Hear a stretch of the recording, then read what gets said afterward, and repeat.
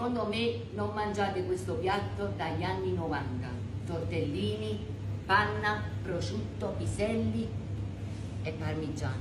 Ma lo facciate creare. Vieni, vieni. Olio in padella e un po' di burro.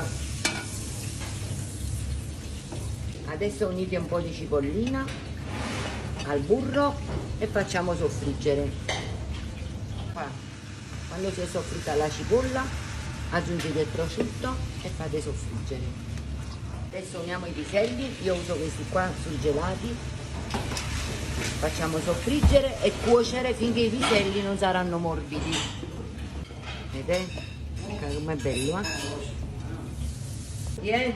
ecco qua che cariamo i nostri tortellini.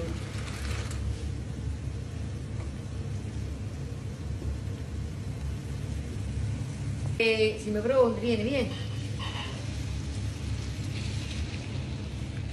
Vedete?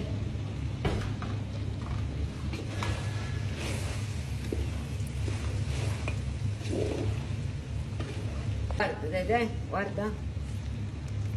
Panna,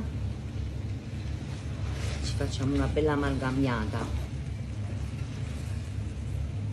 e vieni, mettilo perché da stadiana, vieni, guarda guarda, panna, prosciutto e piselli.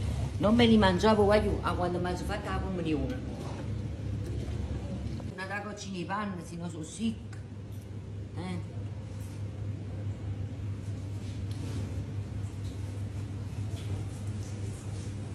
Ok, e mo una bella gratta di parmigiano, Qui.